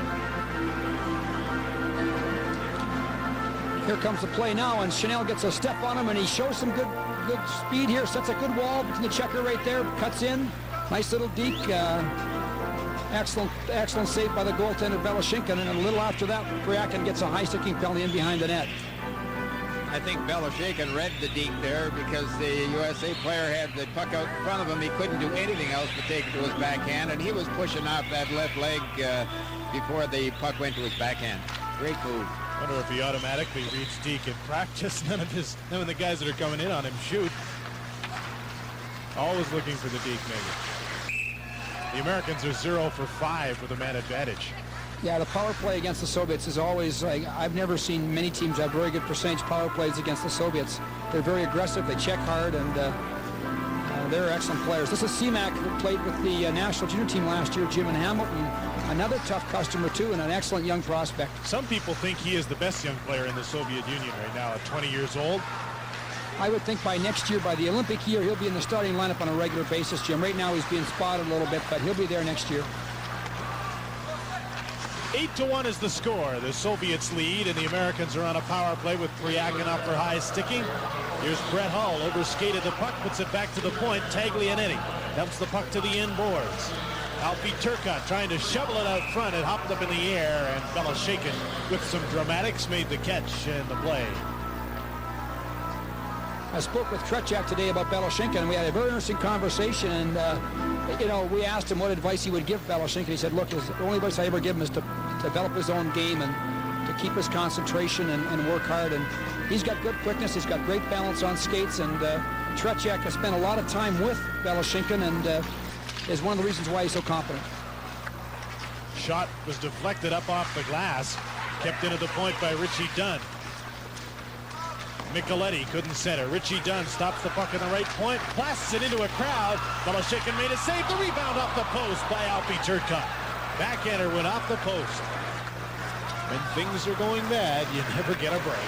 1:05 to play second period. Svetlav, number 16, lost the puck. Here's a 3-on-2 for the Americans. Alpi Turcotte to Micheletti. Shoots it. Just getting a piece of it was Beloshakin. Taglianetti with a shot. Beloshakin made the save and is knocked down from behind. Taglianetti one more time. Dumps the puck to the end boards. Perfukhin there to scoop it up for the Soviets. 30 seconds left in the penalty to Pryakin. 35 seconds left in this second period. Semyonov clears not out. Taglianetti's shot blocked at the defense, and it's 4-on-2. The Soviets moving to center. Behind the play, Beloshakin was wrestling with Micheletti. Semyonov dumped the puck into the corner. Svetlov checked by Campanelli. 20 seconds to go in the second period. Tatarinovich looking for a pass out of the point, but the Americans come up with the puck. Pryakin set to come back on the ice, and he does. The Soviets back at full strength. Here's Campanelli. Centering pass off the stick of Mike Donnelly. And that'll do it for period number 2 as the horn sounds to end a period dominated once again by the Soviets. They have an 8-1 lead after 40 minutes. It certainly was a domination situation there. The U.S. really at no point in time had much of a threat. This last power play, Jim, they had a couple of chances because they jammed the net and got the point shot through, and there was a couple of threats there. But other than that, the Soviets controlled the play. Well, you just sit here and watch the masters at work, and you say, my, oh, my, oh, my. Can they skate? Can they handle a puck? Can they think? Can they complete plays? There's not much they can't do in the game of hockey. Soviet Union. Then we'll get a chance to face the USA here. With the score 8-1, the Soviets leading the USA. The teams are at even in full strength as the second or third period gets underway. Don Godet is the referee as the net is knocked off its moorings. Mylnikov had Scott Johnson, I believe, run straight over top of it. Yeah, the U.S. forward took a pretty good run at the goaltender there and knocked the goaltender and the net off the moorings, and they're losing their cool a little bit here, and they got to be cool. They can't afford to take some cheap penalties. I would think they just want to play this as quickly as possible this third period and get out of here. I certainly agree with that. I just don't think they can be playing foolish hockey right now. This Soviet team, by the way, is going on tour against Team Canada after the Calgary Cup on the 5th and the 7th of January. Hockey fans around Hamilton and Ottawa take note. On the 5th, you can see Team Canada against this very Soviet team. And in Ottawa on the 7th. Those will be very interesting games for our guys. We're looking forward to that. They're tough games, and their games are difficult to win, but boy, you can get a lot from them and certainly improve our team in a hurry, Jim. Exactly. You only get better playing competition that's better than you are. Larionov with a pass to Krutov. He tried to feed it in front. Larionov takes over again as he had to go back for the puck to Krutov, number 9. Fetisov in deep in the U.S. zone. And the puck is knocked outside the line to center. Makarov puts Larionov in by himself.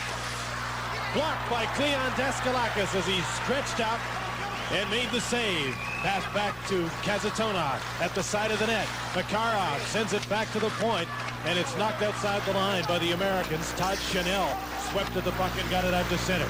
Americans make changes on the fly as the Soviets move in. Makarov drops it off. Kasatonov shot in front.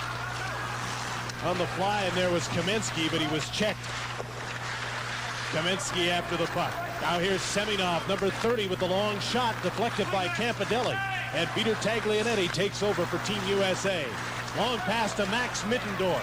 Now up the middle, here's Kurt Calway to Ernie Vargas. His shot goes into the corner. Middendorf, who has a couple of goals in the NHL this season with the Quebec Nordiques. The big man in front of the net is Ernie Vargas of the Montreal organization, tries to center. Middendorf out front, tipped away, and here's Svetlov, number 16 for the Soviets, taking over at center. The pass to Semёnov. Now to Kamensky, moving right in front.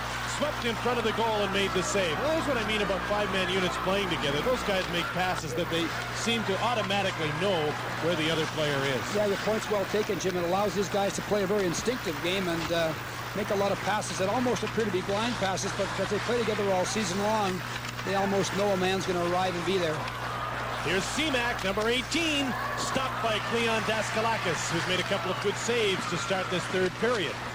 8-1, the Soviets lead. Jim, the U.S. team is really chasing the puck on defense, and they get caught in that chase mode.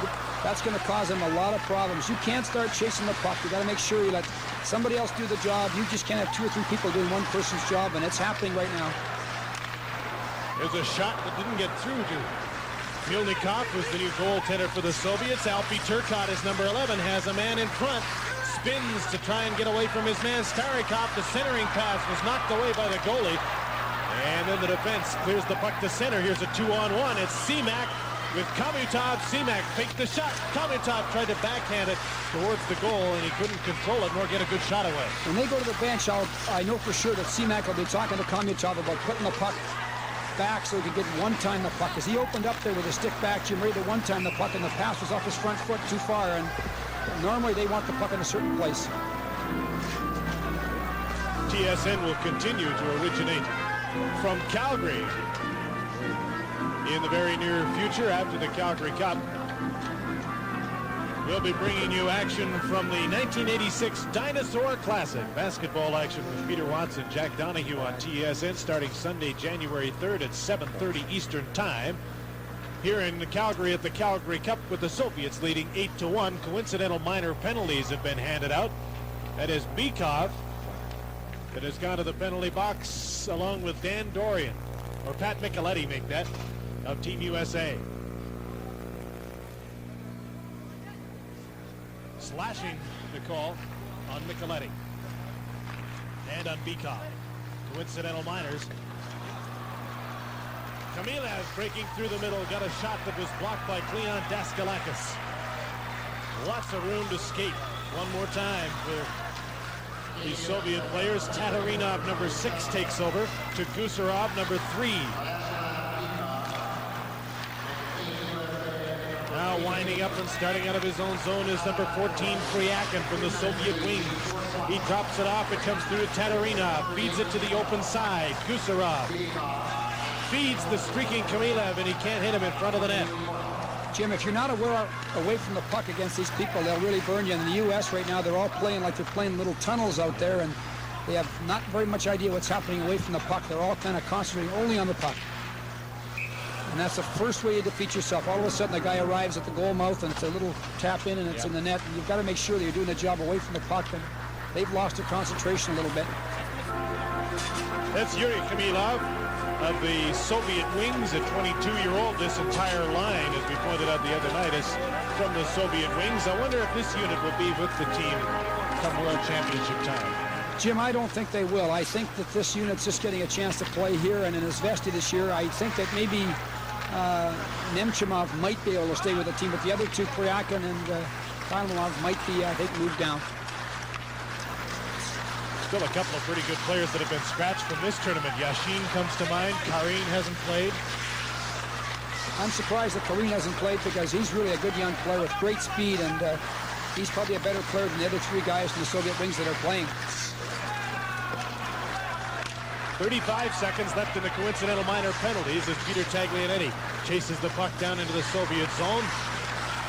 Kazantonov gave it away. Dan Dorian centering pass. Mike Donnelly trying to get a handle on the puck out front. Now behind the net. Sends it back to the line, and Donnelly will have to chase it. Donnelly signed as a free agent out of Michigan State, trying to get a hold of the puck, and he can't. Here come the Soviets once again. Krutov took the pass from Larionov. Centering pass, and it's shot wide by Larionov. The penalties are over. The teams have 5 skaters each once again. Number 5 is Sean Cronin, moving through the middle, stick handling, plays it off to Dorian. The centering pass goes off the stick. Held against the boards by Taterinov. Then he brings it and passes it onto the wing to Kamensky. Number 13, Kamensky made the move, but the puck just drifted into Daskalakis. Todd Chanel, checked by Kamensky. Semyonov in there as well, looking for a loose puck. Scott Johnson is number 17 that took the two-line offside pass, so we have a stop in play, and we'll turn it over to Howie. Folks, if we got something for you here, a tic-tac-toe play, the puck does not stop for a second on any Soviet stick. This is a Soviet player that has it. It'll come to this man right here, but this guy knows already he's on the curl, and this fella's on the curl as well. Now it's just bang, bang, bang. Watch it. They don't stop it. Off of one stick onto the other stick, and there he is. Made the curl in front of the defenseman, and he's hold free like the bird. Super puck control, great anticipation. And, talk about playing the game with your head as well as your stick in the skates. They're great. That's a perfect example, Dave, of what you were pointing out earlier, being one pass ahead of the play at all times. They knew where the pass was going ahead of time. That was a classic highlight to show the people. Just great skills right there. It's going to be a penalty against the Soviets. It'll be a roughing call, and it'll be against who else? Tatarinovich. We'll be back with more from the Labatt's Calgary Cup. Soviet tough guy Tatarinovich in the penalty box for roughing. The Americans go to the power play 0 for 6 with a man advantage so far this evening and trailing 8-1. It's almost a victory, though, that they've been through 6 minutes of the third without being scored upon the way this game has gone tonight. Peter Taglianetti with a shot from the point. Bounces off the inboards. Kurt Kalwait, number 19, on the ice with Vargas and Middendorf. There's a shot blocked by Mylnikov, and he closes his legs and squeezes the puck in the crease, and some pushing and shoving with Vargas in there. Got a lot of that pushing and shoving in front of the net tonight, Jim, and the U.S. power play is designed to put people in front of the net and create a crowd. Pretty good shot here. Good save by Mylnikov, although he's down. He's on the seat of his pants. Not like Beloshenko. There's a good example of a difference to two goaltenders. Well, what I noticed on the Soviet power play today, they don't put anybody in front of the net to block. They head for the net when they get the puck back to the point, and the shot's on the way there. But they don't put any great, big, dumb, tough, fun-skill guy on the ice at all. And if they do have a person like that, they don't put him in front of the net. The Americans have had absolutely no time to work on a power play, and I can understand why they'd go to a very basic system of shoot from the point with a man in front of them. Yeah, in a short period of time, it's pretty basic, and it does get the puck to the net and directs the attack there, and with the guy in screen position, anything can happen. Max Middendorf to the point. Richie Dunn to Middendorf. Vargas standing in front of the net. Middendorf's pass didn't get through. There's a back pass to Kurt Kalwait right in front. Trying to one-time it was Vargas, and he just mishandled it. The play was there. The puck was on his stick. Homutov, number 15. Lost it to Richie Dunn. 50 seconds left in the penalty to Tatarinovich. 3-on-2. The Americans come over the line. Middendorf shot it. Mylnikov made the save. Jim, not too often you see Prvukhin get beat like that with a little outside-in move. He's pretty steady, and he got undressed there by Middendorf a little bit one-on-one. Gusarov across the ice to Prvukhin. 25 seconds left in the penalty to Tatarinovich. One last rush here for the Americans.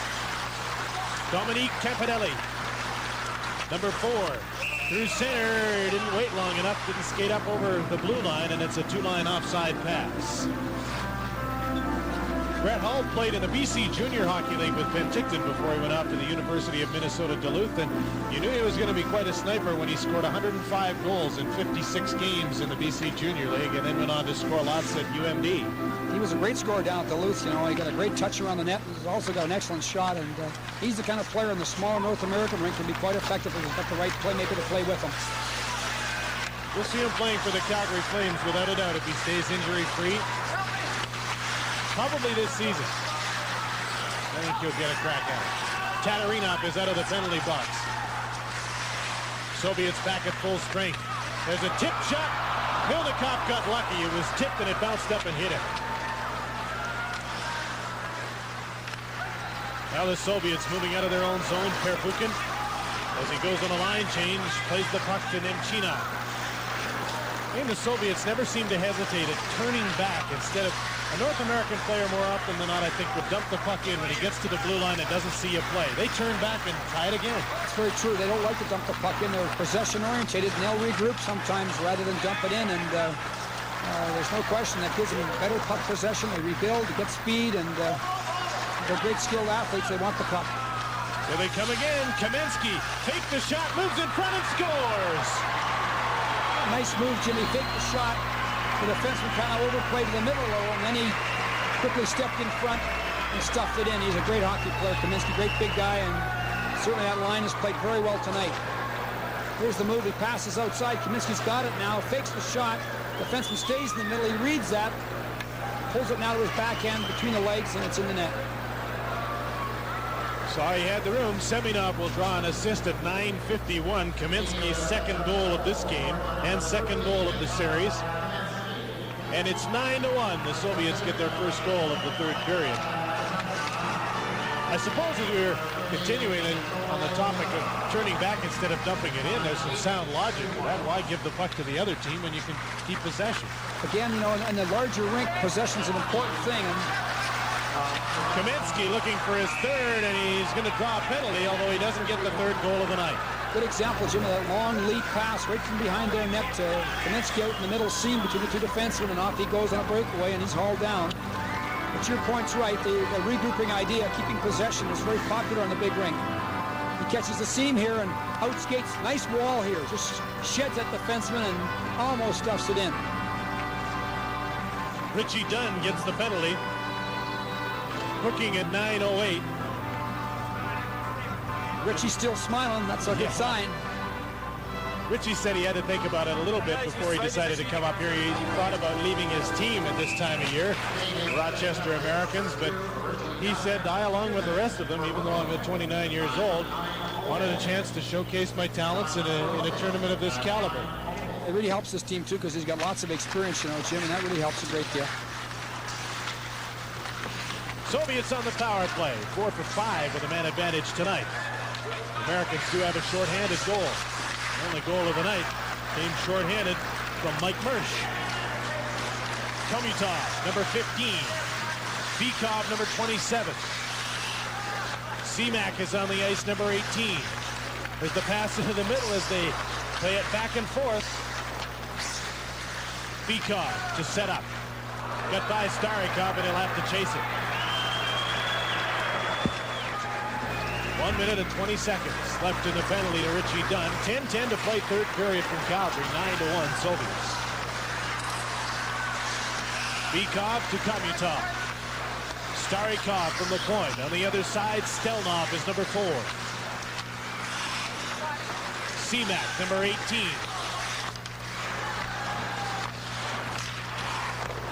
Got the shot away, and it was wide. Starikov again, moves in and shoots. Daskalakis the save, and the Americans get a chance to clear the rebound. Pretty good power play, lots of puck control. Again, they've got 3 people across, and they are looking to try to either get the point shot in with a deflection or a play across the back door. The Soviet wings line out of the power play now. This is Pryakin. Khmylёv in front. Pryakin back onto the point. Kazanov. Pryakin. Nemčinov, and he'll dump it into the corner. Khmylёv. Right behind the net. Dan Dorian's going to get a chance to clear it. No, he's not. Gusarov. Defenseman Gusarov came way down to keep the puck in the zone there, Jim. And their defensemen will do that. They move right down those passes around the boards and try to keep the puck in and keep the pressure on. Just turned his body in front of Dorian to shield him from the puck. They made the play, keeping the puck in. The penalty is over. There's the shot on Daskalakis, kicked away as Khmylёv let it go. 8:40 to play third period. 9-1 Soviets, and the Americans back at full and even strength. The Soviets 4 for 6 with a man advantage tonight. There'll be an offside call, but the Americans move it out, so it's waved off. Kurt Kalway chases the puck as Tatarinov plays it around on the boards for Khmylёv. Here's a 3-on-1. The Americans are on a line change. Semёnov, back pass, got real fancy there. Yeah, you got to overpass the puck. Nothing simple in their game, and again, that's a classic example of how they overpass the puck. Puck the mustard off the hot dog. 8:15 to play in the third. It's 9-1 Soviets. Welcome back to the Labatt's Calgary Cup on TSN. 9-1 the Soviets lead Team USA. Tomorrow night, it's Team Canada against the Soviets. Semionov gets the puck to the point. Tatarinov's blast hit a stick in front and went wide. Middendorf clears the puck to center. Colway raced after the puck. Tatarinov clears it. At center, Semionov gets through a crowd for a nice move on Richie Dunn. That was a great move, Jim. He just dropped the puck into his skates and almost skipped in between the defensemen. There was a great chance for Svetloff, and he shot it wide of an open net as they moved the puck around brilliantly once again. Well, they're putting a real show on for us now, showing us their skills and their collective play, sharing the puck very quickly here. Quick puck movement, really tough to play against. Well, we're going to show you some Soviet power skating. Right here a few moments ago, Kamensky, watch him blow by the U.S. player, and this fella here will just wait to give him the puck. Look at him, just blow by the Czech, no problem at all.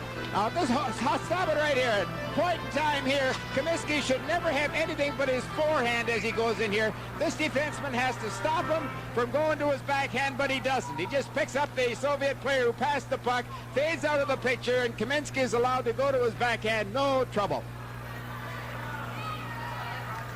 That was the goal that made it 9-1. Now the Soviets have Bykov along with Khomutov and Vardakov on the ice. Actually, Semак is out there playing for Vardakov now, as the 20-year-old newcomer to the team gets a chance to play some more. The Americans trying to put some pressure on now with Micheletti, Hull, and Turcotte, the forward line on the ice. Brett Hull got the puck out for Turcotte to the inboards. Here's Pat Micheletti. Spins to get away from Starikov, or tried to. The veteran turned with him and made the play. 3-on-2 to center. Here's Bykov holding onto the puck. Into the middle, Khomutov. Great back pass. Starikov backhander kicked out by Daskalakis. They know there's somebody's coming late all the time when those forwards hold up. The U.S. is really chasing deep, taking 4 or 5 guys right deep to the net, and they're just using the top part of the zone to back pass it into for the guys coming late, and it's just murder. I can sympathize with them. I mean, almost makes you dizzy just to watch them up here, and I can understand how you could get sucked into starting to chase the puck. Yeah, Jim, and you got to watch out for that. You start to overwork too much, and it's going to be a big problem for you. Semак is number 18. With a point man coming late, there's a shot from Tatarinov, and there'll be penalties on this play. Semák has been signaled along with Scott Johnson, I believe. High sticking is the call. I'm not sure whether both are going or just one. It looks like Semak's the one getting it, not Johnson. Again, we talked about Semák earlier. He likes to play the rough, tough game just like Tatarinová does, and they're both type of players who can get a little greasy once in a while. They're missing one of the great players. I watched the World Junior Championship last year, and remember Igor Vyazmikin, number 16. If you watched that tournament, people who did will remember it. He was a sensational player, but he's gone missing. And I'd love to believe that he's under suspension by the national team. Yes, he is. Not going to play. He's suspended for, they say, for life because of pretty serious drinking problem and some poor behavior over there. And he's a fine player, Jim. He's, I would say, could be one of the top 4 or 5 forwards in this hockey club. The penalty is to Semák. The Americans on the power play for the 8th time tonight. 0 for 7 so far. Puck was gloved ahead, and so the play is called. There's the coach, Tikhonov. I would think he's pretty happy tonight. They played a pretty good hockey game, and they've moved the puck extremely well. Kind of embarrassed the U.S. a little bit with some of their play here, but Tikhonov is the type of guy. He's not that often satisfied, Jim. He always finds something to kind of complain about. He was in a pretty good mood after his team beat the Czechs the other night. Very amiable. It's hard to sit in on some of the press conferences sometimes because I never know whether to believe the interpreter. They don't tell you very much, do you, Jim? They don't give you much information. They're very secretive. And they'll almost tell you anything you want to know except anything personal. you've got a few pins to trade. They'll tell you who's in the lineup, who's playing with who, and all sorts of general information. But ask anything personal and forget it. Jim, it looks right now as if the Soviets are not that interested really in scoring goals. They're just moving the puck back a lot. They're man short, but they're moving the puck back, not trying to counterattack when they've got the man down. And usually they do. Usually when they're a man short, they'll still try to score on you. 5 minutes to go in the third. 28 seconds to go in the penalty to Semak. 9-1 is the score. Richie Dunn had the puck hop over his stick. Kamensky chases Peter Sockins. Dunn lost the puck after it is Svetloff. Back to pick it up is Mike Donnelly. Donnelly, number 12. With a pass ahead, it's picked up now by Jeff Rolochek, number 14. In through the middle with some room, drops it back. There's the shot by Donnelly, deflected into the stands just as the penalty to Semak expires. Howie? Well, folks, we want to show you how the Soviets create open ice and then have the sense to move into that open ice. The Soviet player here will have the puck, and he'll just drop it to the man who's on the bill daily, who's really coming out of his own end, and that's the key to their success. Now, what the puck carrier will do, watch, he'll go, stop it right here. He'll get everybody going this way, but the key is, watch this fella here. He will come into open ice and take it here, but he's not going to do anything with it. There's the guy there that's going to walk home free. Puck carrier gets fellas going to him, stop it. There's the open ice that he moved into. Now look at, everybody's in that half of the rink, and he's coming just like that. Man, oh man, do they know how to create open ice and get into it and get the puck there at the same time as the player arrives. It is just a classic.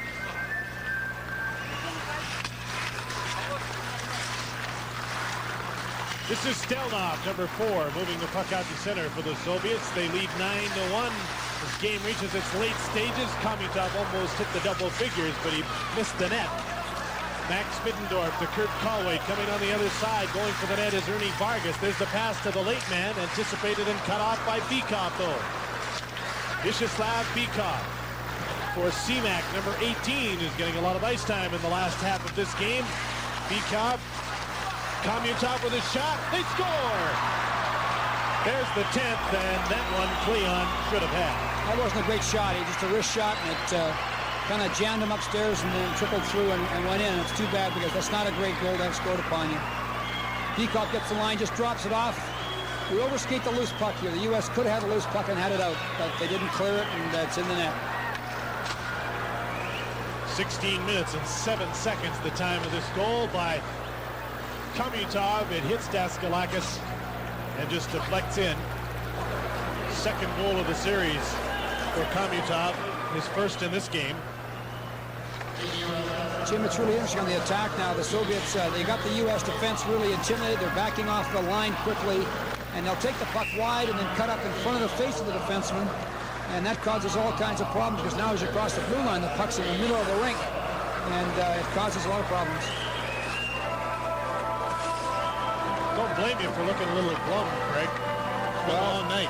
Tough task for these guys to play against a team like this, and they're trying hard, but they're overworking and wasting a lot of energy. 10-1. Illustrating the great power of this Soviet team. They've spread the scoring all through their 4 lines. That's a good comment, Jim. They really do have good balance to their attack, don't they? The line seems to make great passes, great plays. This is the Soviet wings line. Nemchinov, Khmylov, Pryakin on the ice right now. Khmylov drops the puck for Kazantonov. They haven't played the KLM line the last 5 or 6 minutes, Jim. They haven't had him on the ice, and it looks like they're just going to rest him a little bit and let the other lines play more. You'll look forward, I'm sure, to facing a well-rested KLM line tomorrow it's going to be night. just great. I can hardly wait. Khmylov drops the puck off. Campidelli. 2:48 is the time remaining as Dom Campidelli goes for a little skate in his own zone. And there'll be a penalty called at center ice. It'll be a hooking call. And it'll be against the Soviets. Khmylov. You know, the U.S. has tried very hard tonight, but they've had a lot of problems. And example here, a Campidelli, nice little act right there. Yeah, not bad. He could probably play for the Czechoslovakian team if he keeps that up. You're going to make a great broadcaster, David. How are you approaching the game tomorrow night? I mean, you know how good this Soviet team is, and I'm sure your players have great respect for them, having played them. We have a lot of respect for this team. We know we've got to play a really complete hockey game, Jim, and you've got to make sure that your players don't get into that chase mode and start just chasing the puck and hounding the puck. You got to make sure you're taking away options from the puck carrier, playing very smart defensive hockey. And unfortunately, against these people, they let the puck an awful lot, so we got to play very smart defensively. Well, your team in the past has shown great discipline, and I'm sure they'll show it tomorrow night. 2:12 remaining in this game. 10-1, the Soviets lead Team USA, and the Americans are on a power play for the 9th time tonight. I interject here. If I were to scout a North American team of any caliber, I think I could pick the best 3 players. But how do you pick the best 3 players out of a Soviet team, or the best 5? If I'm a scout for a National Hockey League club, how do I? I'm not sure you can. I agree with you. They're all 20 of them are just great hockey players, and the KLM line is always considered to be their best line. But tonight, you know, all lines have played very well. All defensemen have played well. This particular night, Kamensky stands out in my mind as perhaps one of the best, but only because he's put a couple into the net. The other guys have played well too. Just over a minute to play in this game. The Soviets will be unbeaten in their 2 starts. The Americans will drop to 1-1 with a game against the Czechs coming on New Year's Day. Homutov was hooked to the ice, otherwise he'd been in alone. Did you see that balance, Jim? He gets hooked, amazing. Falls on one knee, gets right back on his skates. That's amazing balance. Like if young kids are watching the game, you see the need for balance right there, and that's incredible. The athletic skill that athlete showed in that situation right there. I mean, the average guy is down and sprawled, and he regains his balance right back on his feet. Outstanding. That's Khomutov, and he's going to the penalty box right now as he hooked down the American player right there. Yeah, he reaches around, and there's no need for that because there's already one defender there to play the fellow. But he reaches around here now to the other side, hooks the elbow, and Mike Donnelly goes down. The Americans will have a 2-man advantage, but there's only 59 seconds left in this game, with the Soviet Union leading 10-1. Still 21 seconds left in the penalty to Khmylev. Well, they're 2 men short, and they'll still put the pressure on all the way to the end, Jim. They won't lay off.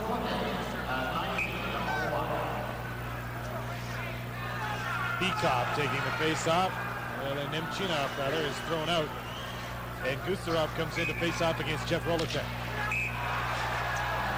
Cool heads better prevail here. The game's almost over, and the U.S. should just take their time now and be thankful it's only 10-1 and end this thing.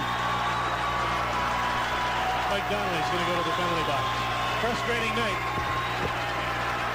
Jim, the one interesting area where the Soviets that sometimes don't show good judgment is that in their face-off alignments, like their techniques, they're good on the draws, but sometimes their alignments give a few things away, and it's just the one area of the game where we sometimes see some things that we think could be exploited a little bit if they would, if teams would adjust their lineups against them.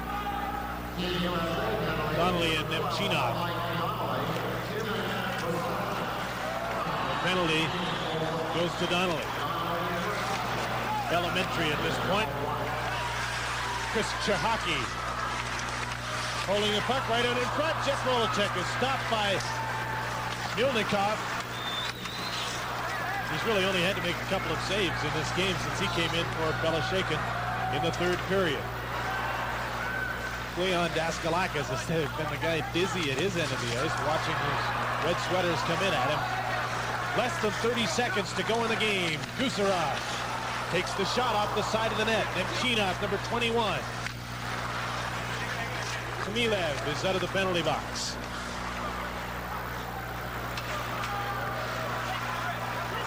Gusarov goes for a skate. We're just playing the 4-corner box, the old basketball stall here to kind of kill the clock off. Not that it wasn't in the first, but this one is now officially history. The Soviet Union has defeated Team USA 10-1 and really given them a lesson tonight and given us quite an exhibition of what the Soviet team can really do. Well, I would strongly advise hockey fans in Hamilton and in Ottawa, that where they're playing, to just get out and see Team Canada play the Soviet club. I know they're going to be great hockey games, and you're going to appreciate the skill of both teams. It's going to be great entertainment. I agree, Howie. It's great to watch a team of this caliber, and certainly for hockey fans, it's always exciting. 10-1 is the final score here for the Soviets. Now let's go for the presentations to public address announcer Tom Tompkins.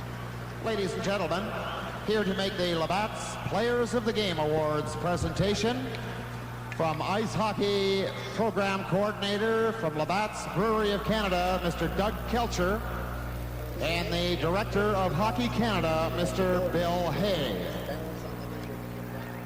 Ladies and gentlemen, the Labatt's Player of the Game for Team USSR, number 11, Igor Larionov.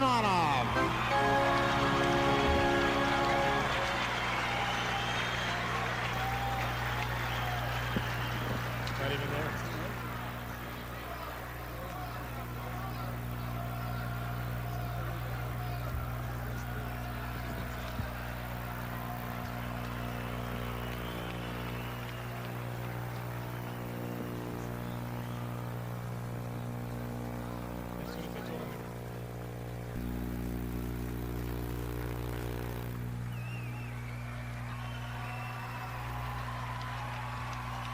The Labatt's Player of the Game for Team USA, number 11, Elfie Turkov.